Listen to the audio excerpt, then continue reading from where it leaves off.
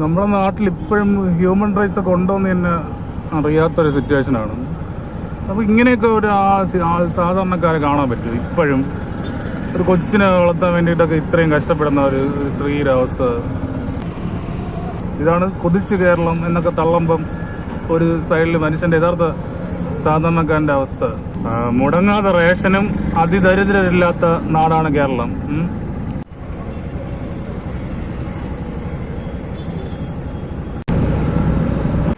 ഈ അന്നം കിട്ടാത്തവരായി ആരുമില്ല.